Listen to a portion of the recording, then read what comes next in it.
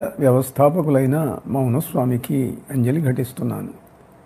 శక్తిపీఠంలో మహాభైరవ ఉత్సవాలు, కాలభైరవ ఉత్సవాలు జరుగుతూ ఉన్నాయి. 13వ తారీఖు నుండి 23వ తారీఖు వరకు 11 రోజుల పాటు జరుగుతూ ఉన్నటువంటి ఈ కార్యక్రమ పరంపరలో ఈ భైరవ యజ్ఞం, మహాకాల భైరవ యజ్ఞం జరుగుతున్నది. అమృత పాశుపతంతో, రుద్రంతో ఇట్లా శక్తి సంపన్నమైనటువంటి భైరవుని యొక్క వివిధ దేవతా మూర్తులకు అపూర్వమైనటువంటి యజ్ఞం ప్రారంభమై జరుగుతూ ఉన్నది. భైరవుడి యజ్ఞం ఎందుకు చేయాలి? లోకల్లో చండీయాగం ప్రసిద్ధం, రుద్రయాగం ప్రసిద్ధం, కానీ మిగిలిన అనేక దేవతల యొక్క యజ్ఞాలు చేస్తూ ఉంటారు. భైరవుడు ప్రధానంగా ఏమిటి అని అంటే కాశీక్షేత్ర వల్లభుడైన, విశేషించి కాలునకు కూడా కాలుడై ఆయన, అంటే మృత్యువునకు కూడా మృత్యువు. పరమేశ్వరుడు కాలకాలుడు. కాలుడంటే యముడు, కాలం అంటే సమయం. ఆ సమయానికి, కాలానికి అధిపతి కాలుడు. కాలుడు మామూలుగా నిఘంటువుల్లో చూసేటైతే కాలుడంటే యముడు అని అర్థం. అంటే కాలమంతా యముని వశంలో ఉంటుంది.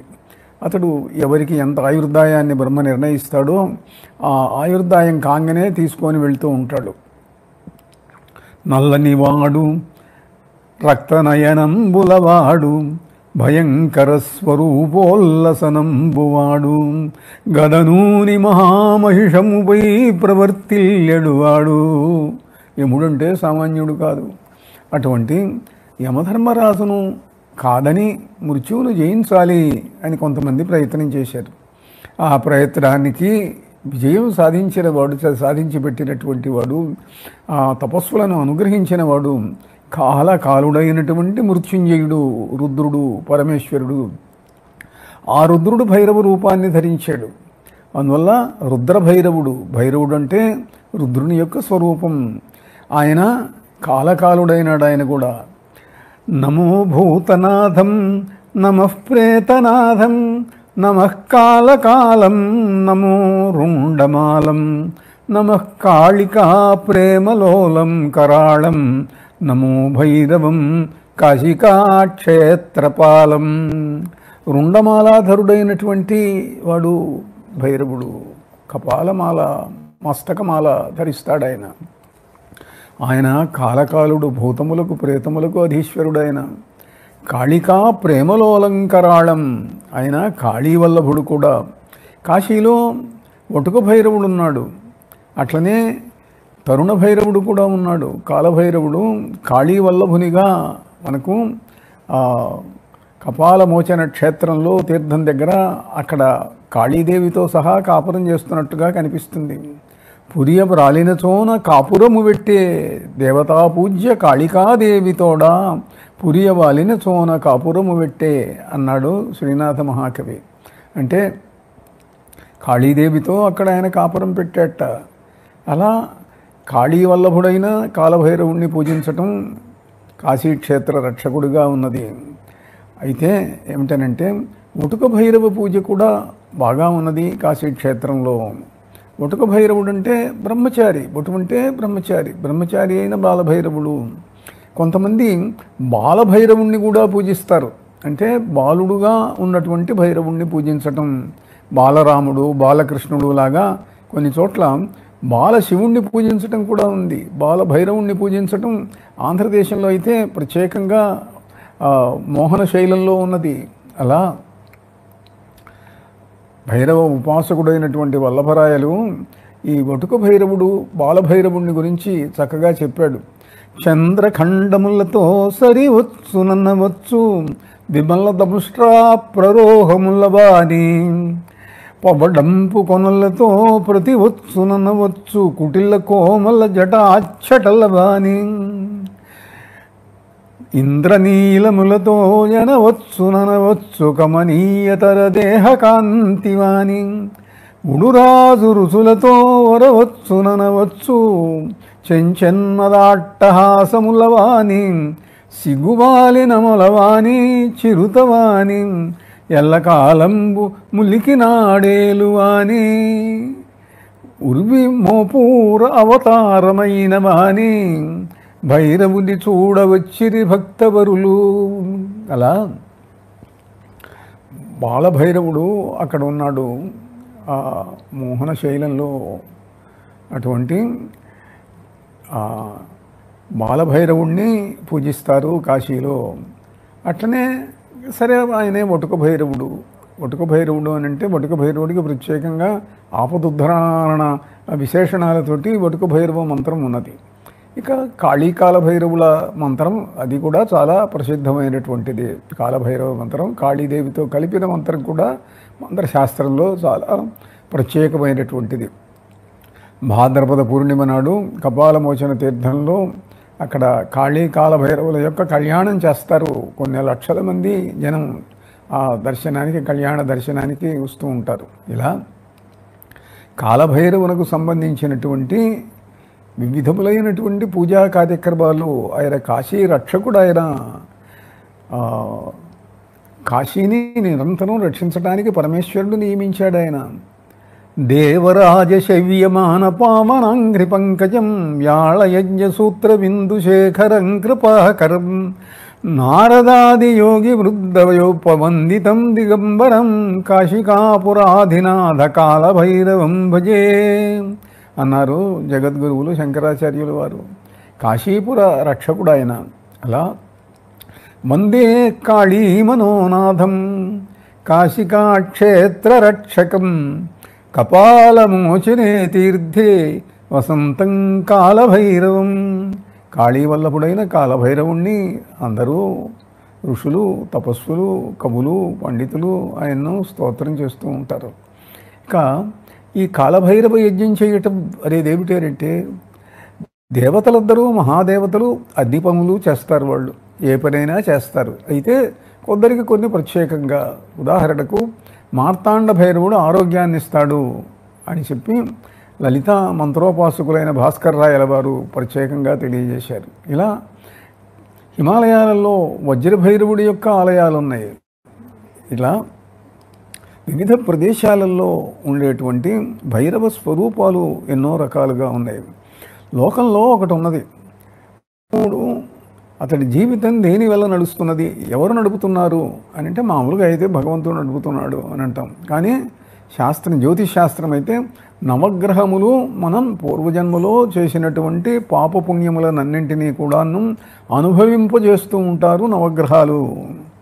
ఆ నవగ్రహాలు భైరవుడి యొక్క శరీర భాగాలుగా ఉన్నారట.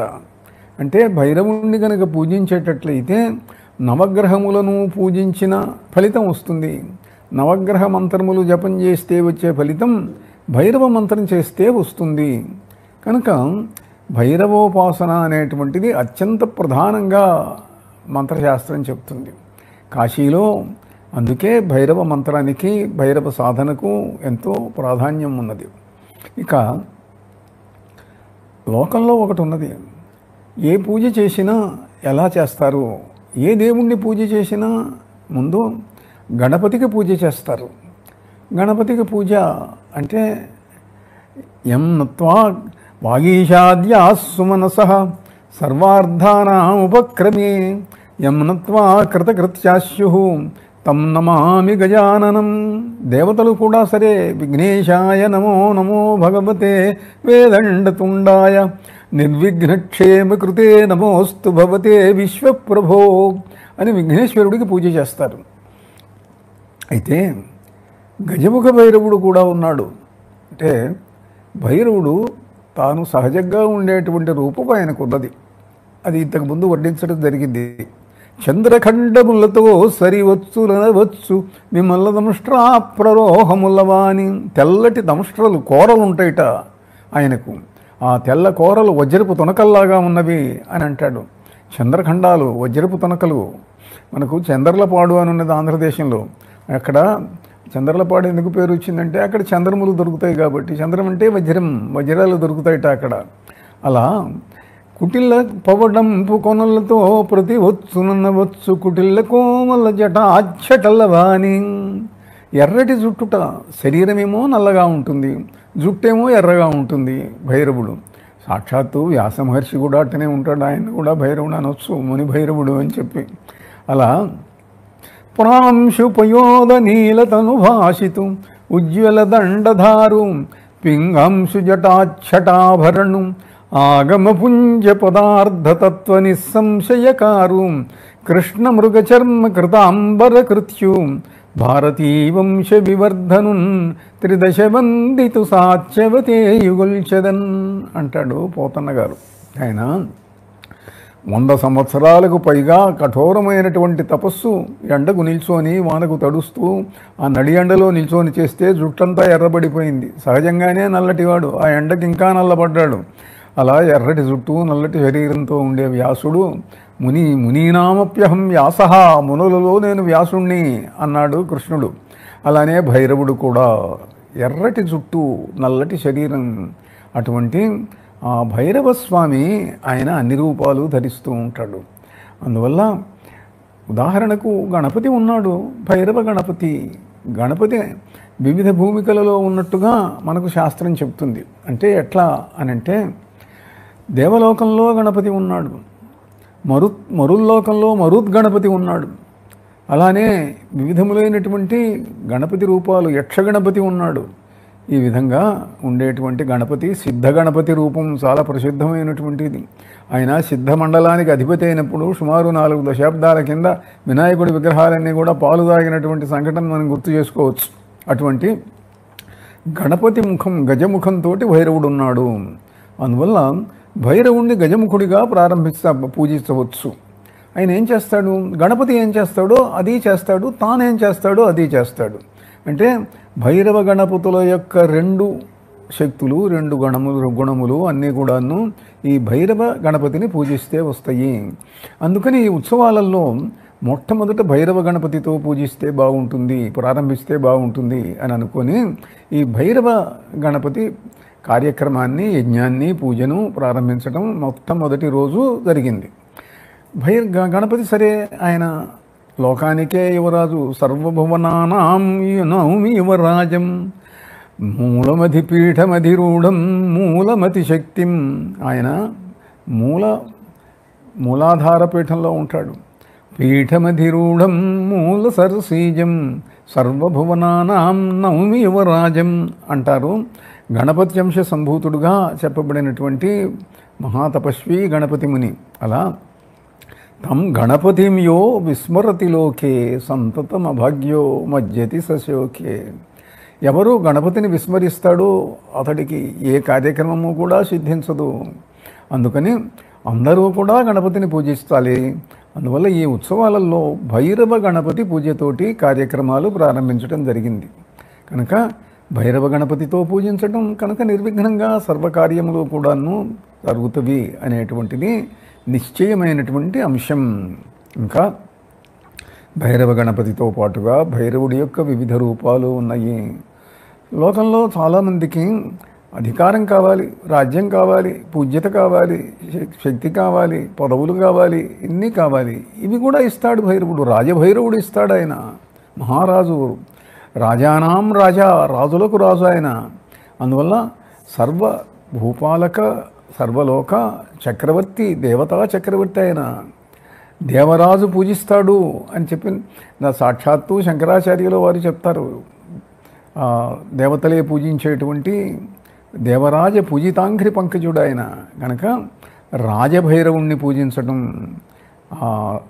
ధర్మసేతు పాలకం రాముడు సేతువును నిర్మించినప్పుడు కూడా భైరవుణ్ణి స్మరించాడు అని చెప్పి తంత్ర గ్రంథాలలో కనిపిస్తుంది.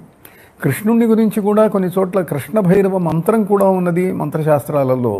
ఇలా రాజభైరవుణ్ణి కనుక పూజించేటట్లయితే ఆయన రాజ్యాన్ని ఇస్తాడు, అధికారాన్ని ఇస్తాడు, కావలసినటువంటి పదవులన్నీ కూడా ఇస్తాడు. కనుక ఒకరోజు ఈ కార్యక్రమాలలో రాజభైరవుణ్ణి కూడా ప్రత్యేకంగా పూజించి రాజభైరవ హోమాలు చేయించడం జరిగింది. కాశీలో స్వర్ణాకర్షణ భైరవుడు చాలా ప్రసిద్ధుడు. కాశీ వెళ్ళిన వాళ్ళు చాలామంది ఏమిటంటే ధనం కావాలి అని అనుకున్న వాళ్ళు స్వర్ణాకర్షణ భైరవుణ్ణి పూజిస్తారు, స్వర్ణాకర్షణ భైరవ మంత్రం చేస్తారు. నిజానికి భైరవుడు శ్మశాన పాలకుడైన సమస్తాన్ని ప్రసాదిస్తాడు. గనుక కాశీలో ఈ స్వర్ణాకర్షణ భైరవ మంత్రం చేసిన వాడు మహారాజు అవుతాడు అనేటువంటి విశ్వాసం. కనుక స్వర్ణాకర్షణ భైరవ మంత్రం చాలా ప్రసిద్ధమైనటువంటిది. చాలామంది చేసి దీనివల్ల ఎంతో భవ్యమైన ఫలితాలను పొంది ఐశ్వర్యాన్ని పొందారు. మీకు శ్రీనాథుడు చెప్తాడు, అబచి తిప్పయ్యశెట్టిని గురించి చెప్తూ, శ్రీమద్దక్షిణ కాశీకాపుర మహా శ్రీకాళహస్తీశ్వర ప్రేమాత్మోద్భవ కాలభైరవ కృపా శ్రీవర్ధితైశ్వర్యా. దక్షిణ కాశీ అయినటువంటి కాళహస్తిలో ఆయన భైరవుణ్ణి పూజించి అపారమైన ఐశ్వర్యాన్ని పొందాట. ఆ రోజుల్లో అబచి తిప్పయ్యశెట్టిని మించినటువంటి ధనవంతుడు ప్రపంచంలోనే లేడు. ద్వీపాంతర వ్యాపారాలు చేసేటువంటి వాడు, మహాధనవంతుడు ఆయన, ఐశ్వర్య సంపన్నుడు. ఎట్లా వచ్చింది ఇది అనంటే ఆయన ఈ భైరవుణ్ణి పూజించాడు. దక్షిణ కాశీకాపుర మహాశ్రీకాళహస్తీశ్వర ప్రేమాత్మోద్భవ, రుద్రోద్భవుడు అయినటువంటి భైరవుణ్ణి పూజించటం వల్ల ఆయనకు ఐశ్వర్యం వచ్చింది. కనుక భైరవుడు ఐశ్వర్యాన్ని ఇస్తాడు, స్వర్ణాన్ని ఇస్తాడు, ధనాన్ని ఇస్తాడు అని అనటం కోసం, దానికోసం అని చెప్పి రాజ భైరవ మంత్రహోమం ప్రత్యేకంగా ఒకరోజు ఎన్నుకోవటం, అటనే స్వర్ణాకర్షణ భైరవ మంత్రం కూడా ప్రత్యేకంగా ఒకరోజు చేయించడం, ఇది కూడా ఈ కార్యక్రమాలలో భాగంగా జరిగింది.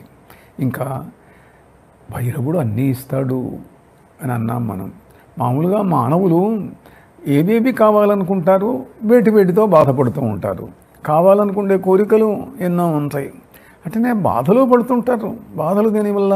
కష్టాల వల్ల, వ్యాధుల వల్ల, శత్రువుల వల్ల, వీటన్నింటి వల్ల బాధపడుతూ ఉంటారు. కనుక వ్యాధులనన్నింటినీ తొలగించాలి. ముందు మానవుడికి, ప్రతివాడికి ఆరోగ్యం ప్రధానం కదా. శత్రువులు తర్వాత, ధనం తర్వాత, శరీరానికి ఆరోగ్యం ఉండాలిగా.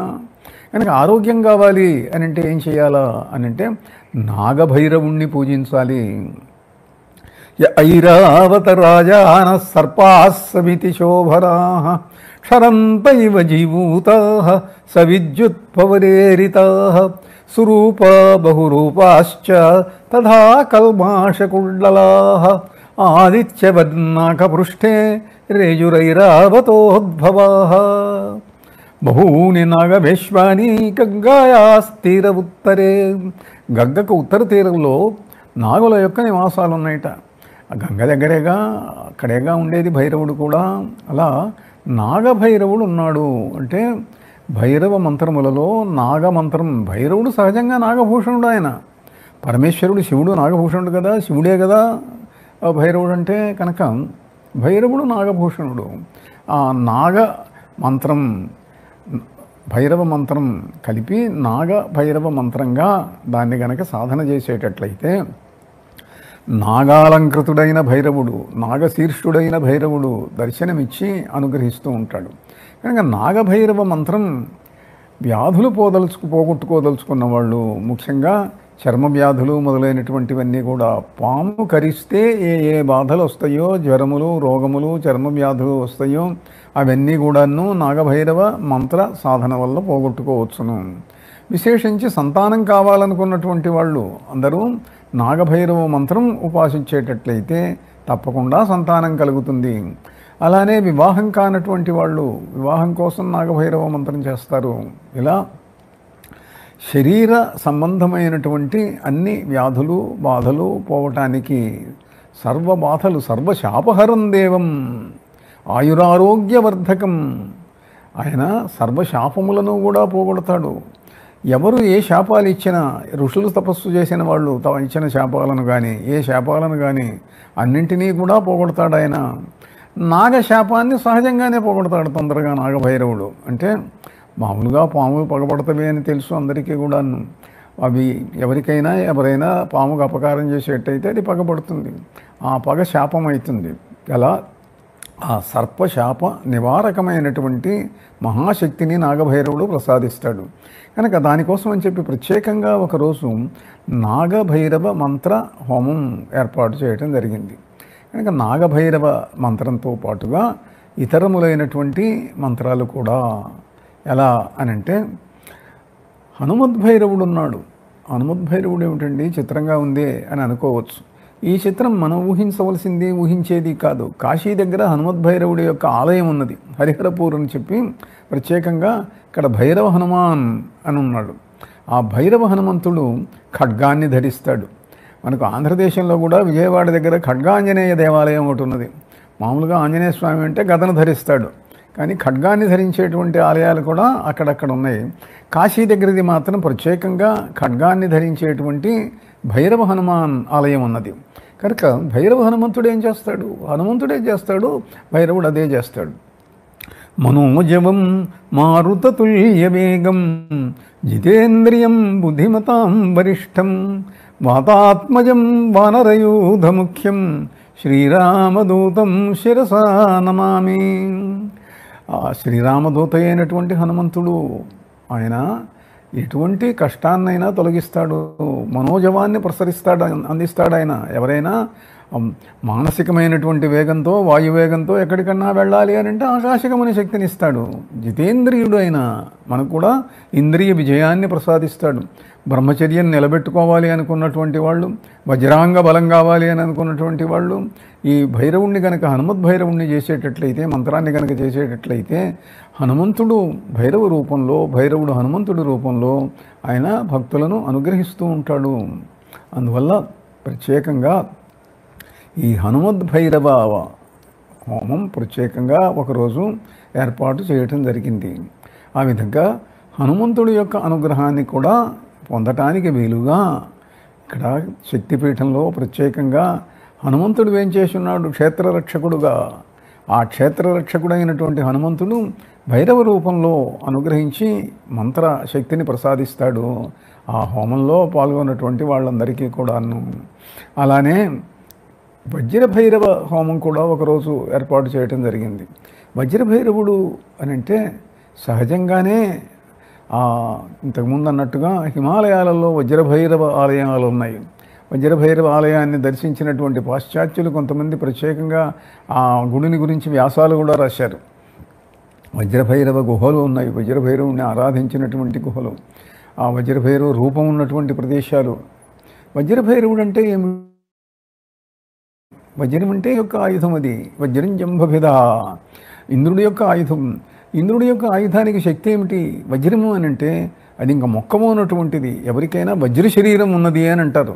వజ్ర శరీరం అంటే వజ్రంతో సమానమైన శరీరం, అంటే దానికి ఇంకా మరణం ఉండదు, సర్వశక్తి సంపన్నమైనటువంటి శరీరంగా ఉంటుంది అది.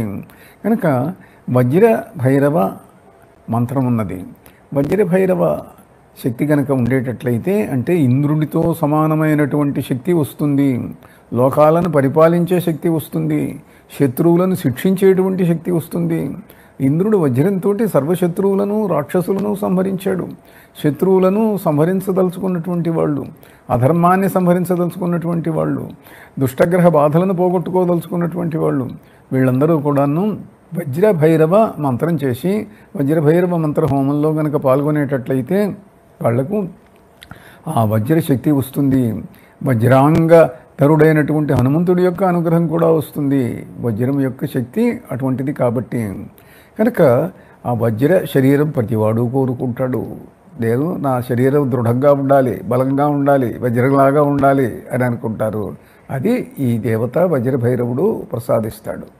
అలానే మార్తాండ భైరవుని గురించి కూడా చెప్పాము ఇంతకుముందే. మార్తాండ భైరవుడు అంటే సూర్యుడు. సూర్య మంత్రం, భైరవ మంత్రం కలిపితే మార్తాండ భైరవుడు అవుతాడు. మార్తాండ భైరవుని గురించి ప్రత్యేకంగా లలితా సహస్రనామ వ్యాఖ్యలలో భాస్కర్ రాయల వారు మహాపండితుడు, తపస్సంపన్నుడు, లలితామంత్ర సిద్ధుడు, ఆయన ఈ పదానికి ప్రత్యేకమైనటువంటి ప్రాధాన్యమిచ్చి చెప్పడం జరిగింది. కనుక మార్తాండు మృతాన్ అండాన్ జీవయతి, మరణించినటువంటి శక్తిహీనములైనటువంటి శరీర భాగములన్నింటికీ కూడాను ఆయన శక్తినిస్తాడు. కనుక మార్తాండ భైరవ మంత్రం ఎవరైనా సరే చక్కగా సూర్యుడి వైపు చూస్తూ చేస్తే, సూర్యుడి వైపు చూస్తూ చేయటం అంటే కళ్ళు తెరిచి చూసేటైతే ప్రమాదం వస్తుంది. అందువల్ల కళ్ళు మూసుకొని సూర్యుడి వైపు చేయొచ్చు, ఆ వెలుగు పడుతూ ఉంటుంది. లేదనుకున్న వాళ్ళు ఇంకో మార్గం కూడా ఉంది దానికి. ఇదేమిటంటే జలాంత ప్రతిబింబితుడైనటువంటి సూర్య భగవానుణ్ణి చూస్తూ, అంటే నీళ్లలో ఓ పళ్ళెం పెట్టుకొని పళ్ళెంలో నీళ్లు పోసి ఆ నీళ్లలో ప్రతిబింబిస్తున్నటువంటి సూర్యుడు చూస్తే కళ్ళకు అపకారం ఉండదు. అప్పుడు దాంతో చూస్తూ మార్తాండ భైరవ మంత్రం కనుక చేసేటట్లయితే శక్తి బాగా వస్తుంది. కనుక మార్తాండ భైరవ మంత్రం ప్రత్యేకంగా ఒకరోజు ఏర్పాటు చేయటం జరిగింది ఈ కార్యక్రమాలలో భాగంగా. ఇలా వివిధములైనటువంటి దేవతలు, కాలభైరవుడు ప్రధానంగా ఆయన కాలస్వరూపుడు. ఇంతకుముందే చెప్పుకున్నాను, కాలకాలుడైనటువంటి వాడు, మృత్యువునకు మృత్యువైనటువంటి వాడు. అటువంటి ఆ పరమేశ్వరుడి యొక్క స్వరూపాన్ని మనం ఇంతకుముందే వర్ణించుకున్నాం. మనం ఇంద్రనీలములతో ఎనవచ్చు కమనీయతర దేహ కాంతివాణి. ఇంద్రనీలాల్లాగా ఉంటుందిట. ఇంద్రనీలం మణులలో అద్భుతమైనటువంటిది. ఆ కాంతితో ప్రకాశిస్తూ ఉంటుంది భైరవుడి యొక్క శరీరం. ఉడురాజు రుచులతో వరవచ్చు చెంచన్మదాట్టహాసములవాని. ఆయన అట్టహాసం చేస్తూ ఉంటాడు. మామూలుగా చిరునవ్వు నవ్వుతారు చాలామంది. చిరునవ్వు అందంగానే ఉంటుంది. ఎవరు నవ్వినా చిరునవ్వు నవ్వితే అందంగా ఉంటుంది. కానీ భైరవుడు శత్రు వినాశకుడైనటువంటి వ్యక్తి. ఆయన అట్టహాసం చేస్తాడు. ఆయన అట్టహాసం చేస్తే యముడు పరిగెత్తుకుంటూ వెళ్ళిపోతాడు. దుర్జయ కాలదండధరు దూరముగా పరువెత్తజేయు నీ గర్జన మీద మోదుపడి కాశికి వచ్చితి. శబ్దశాసనోపార్జితమైన నాదు కవితాకృతిరర్పణ చేయుచుంటి ఓ నిర్జర పూజ్య పాద ఇక నీదగు చిత్తము నాదు భాగ్యమున్. దుర్జయుడు, దండధరుడు, కాలదండధరుడు అంటే యమధర్మరాజు. కానీ కాశీలో కనుక ఉండేటట్టయితే యమధర్మరాజు ఏం చేయలేడు. ఆయన దూరంగా పరిగెత్తి వెళ్ళిపోతాడు. ఎవరికైనా ఆయుర్దాయం తీరితే యమధర్మరాజు వస్తాడు. కానీ అక్కడికి యమధర్మరాజు రాలేడు కాశీలోకి.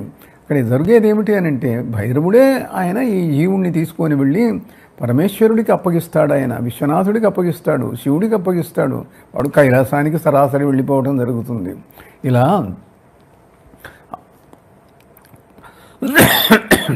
కాలభైరవుని యొక్క ప్రత్యేకమైనటువంటి స్వరూపం, రమణీయమైన, మహనీయమైన, కమనీయమైనటువంటి ఆ ఇంద్రనీలములతో ఉండేటువంటి కాంతితో ప్రకాశించేటువంటి శరీరం అది. అంతేకాకుండా ఆయన నవ్వితే అట్టహాసంగా ఉంటుంది. ఆ అట్టహాసం అది శత్రువుల గుండెలలో భయాన్ని కలిగిస్తుంది. అటువంటి ఆ కాలభైరవ హోమం జరుగుతూ ఉన్నది. కనుక కాలభైరవుని యొక్క వివిధ రూపాలను కూడాను స్వీకరించి ఆయా రోజులలో వివిధమైనటువంటి ఈ హోమాలన్నింటినీ కూడా చేయించడం జరుగుతూ ఉన్నది.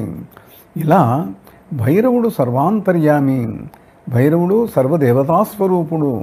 ఏ రూపాన్నైనా ధరిస్తాడాయన.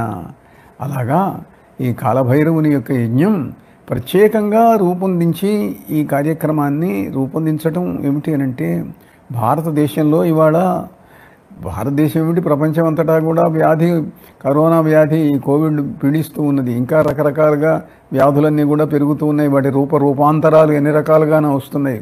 ఈ సమయంలో వాటన్నింటినీ ఎదుర్కోవటానికి, ప్రజలకు ఆరోగ్యం కలగటానికి, సర్వవ్యాధులు తొలగిపోవటానికి, మనకు శాంతి సౌభాగ్యము రావటం కోసం, ప్రజల కోసం చేస్తున్నటువంటి యజ్ఞం ఇది. లోక కళ్యాణం కోసం చేస్తున్నటువంటి యాగం ఇది. కనుక ఈ భైరవ యాగం వల్ల, అందులో ప్రత్యేకంగా ఈ భైరవ యాగంలో మరి 1,00,000కు పైగా గాయలను సమర్పించడం జరుగుతున్నది. అమృత పాశుపదాది మంత్రములతో చేయటం జరుగుతూ ఉన్నది. ఈ వివిధ మంత్ర విస్ఫూర్తితో ప్రకాశిస్తూ, సంతోషిస్తూ, సంతృప్తి చెందుతూ ఉన్నటువంటి మహాభైరవుడు, ఆ మహాభైరవుడిచ్చుగాక ఆ భైరవుడు శుభములను ప్రసాదిస్తాడు. భైరవుడు ఇంకా ఎన్నో రూపాలు ఉన్నాయి. అవి కూడా ఇంకా చెప్పుకుందాము. శుభమస్తు. నారాయణ నారాయణ.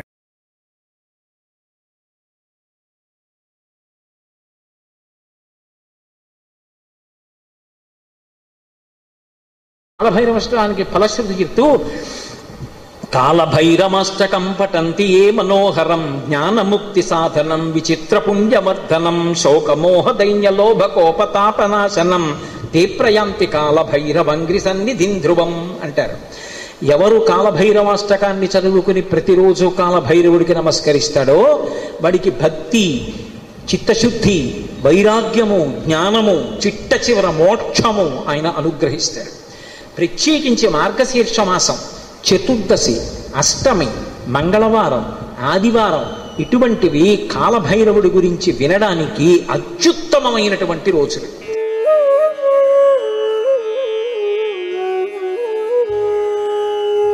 अथ कालभैरवाष्टकम् देवराजसेव्यमानपावनाङ्घ्रिपङ्कजं व्यालयज्ञसूत्रमिन्दुशेखरं कृपाकरं नारदादियोगिवृन्दवन्दितं दिगम्बरं काशिकापुराधिनाथ कालभैरवं भजे। भानुकोटिभास्वरं भवाब्धितारकं परं नीलकण्ठमीप्सितार्थदायकं त्रिलोचनं कालकालमम्बुजाक्षमक्षशूलमक्षरं काशिकापुराधिनाथ कालभैरवं भजे। शूलटङ्कपाशदण्डपाणिमादिकारणं श्यामकायमादिदेवमक्षरं निरामयं भीमविक्रमं प्रभुं विचित्रताण्डवप्रियं काशिकापुराधिनाथ कालभैरवं भजे।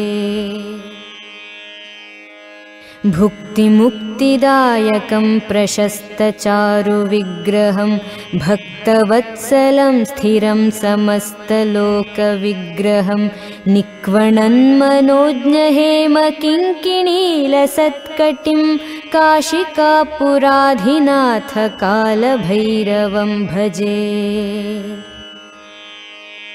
धर्मसेतुपालकं त्वधर्ममार्गनाशकं कर्मपाशमोचकं सुशर्मदायकं विभुं स्वर्णवर्णकेशपाशशोभिताङ्गनिर्मलं काशिकापुराधिनाथ कालभैरवं भजे। रत्नपादुकाप्रभाभिरामपादयुग्मकं नित्यमद्वितीयमिष्टदैवतं निरञ्जनं मृत्युदर्पनाशनं करालदंष्ट्रभूषणं काशिकापुराधिनाथ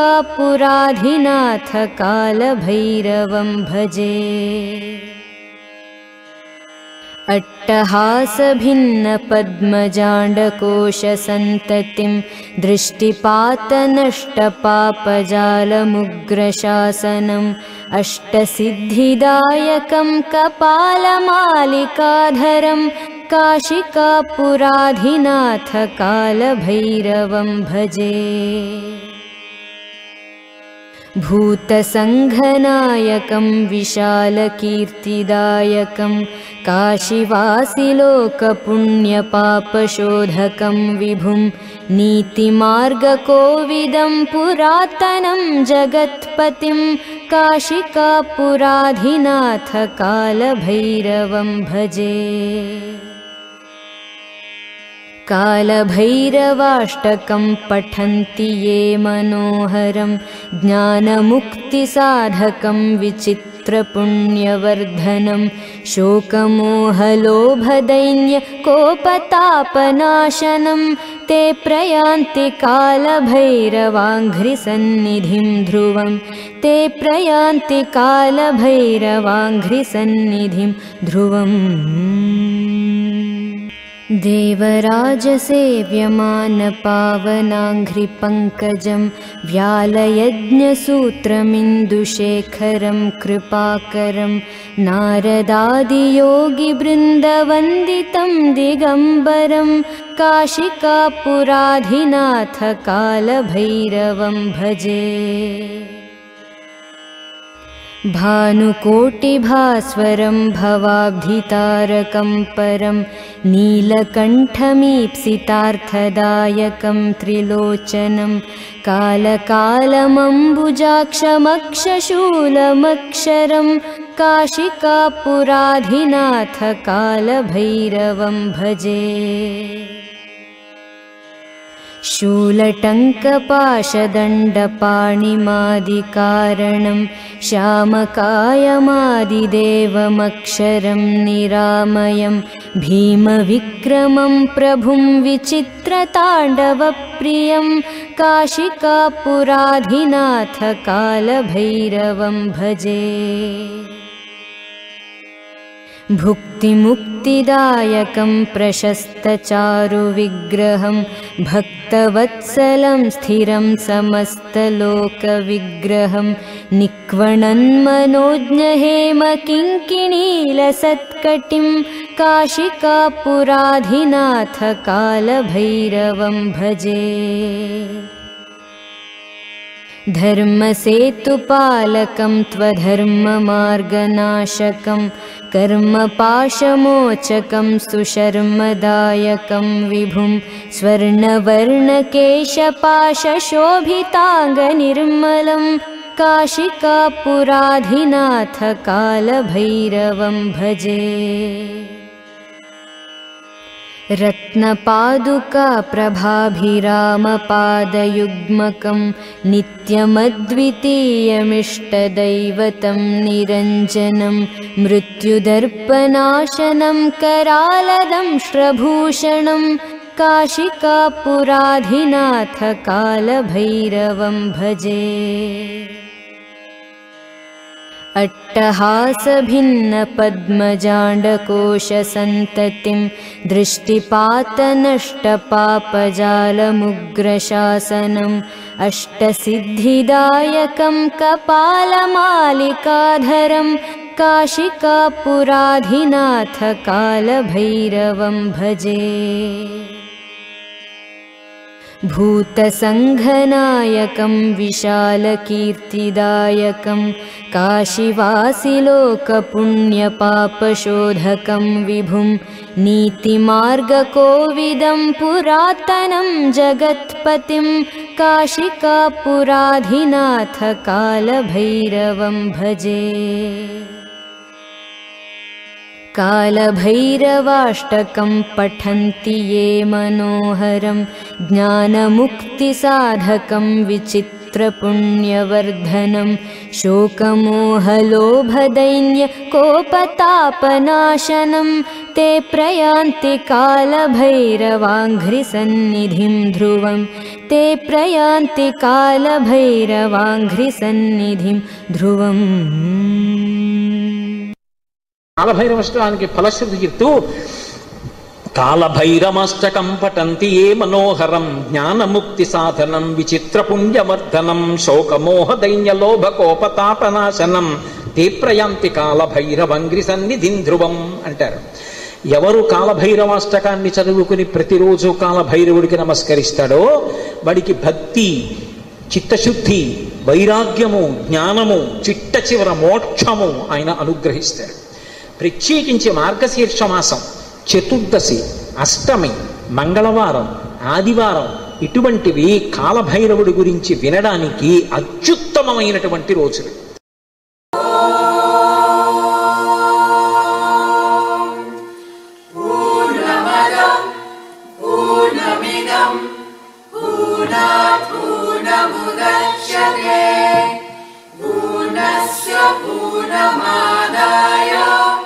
पूर्णमेवावशिष्यते।